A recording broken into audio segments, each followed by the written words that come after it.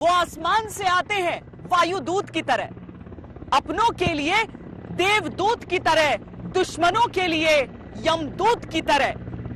जब वो अपनी सरहद में रहते हैं तो अपनों को हर मुश्किल से बचाते हैं, और जब सरहद पार करके जाते हैं तो दुश्मन को उसकी हद बताकर आते हैं।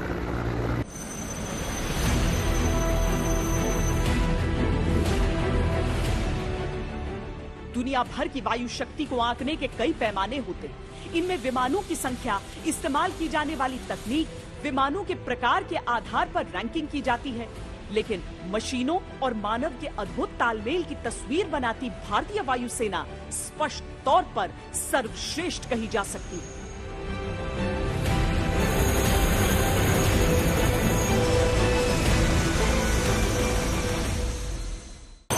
साल के हिसाब से ये जो हेलीकॉप्टर्स हैं वो काफी पुराने हैं, लेकिन भारत की परिस्थितियों को देखते हुए, जिन इलाकों में ये ऑपरेट करते हैं उन इलाकों की भौगोलिक परिस्थितियों को देखते हुए ये बहुत ज्यादा जरूरी हो जाते हैं।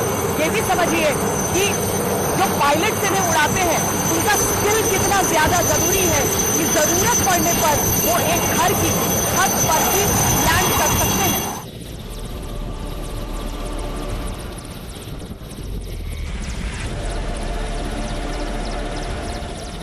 ऊंची पहाड़ियां, आपदा की स्थिति, न उड़ान के अनुकूल मौसम, न लैंड करने लायक जगह, लेकिन देश की पुकार पर हर मुश्किल से लोहा लेते हैं हमारे वायुवीर।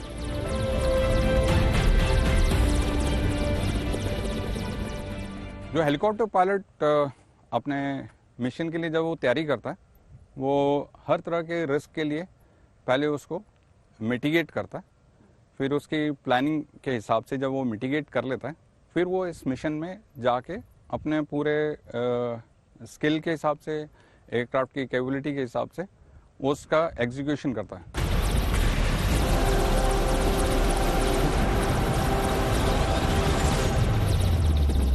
दो 2013 में जब देवभूमि उत्तराखंड त्रासदी से त्राही कर उठा था, तब भारतीय वायुसेना ही देवदूत बनकर आई थी।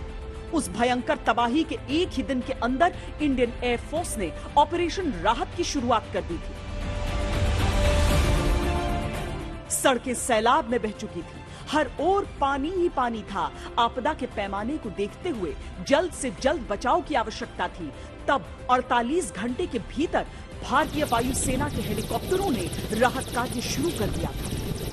कहने के लिए ये एक पीस टाइम ऑपरेशन था, लेकिन इसकी योजना युद्ध की तरह की गई और किसी जंग की ही तरह इसे लड़ा गया।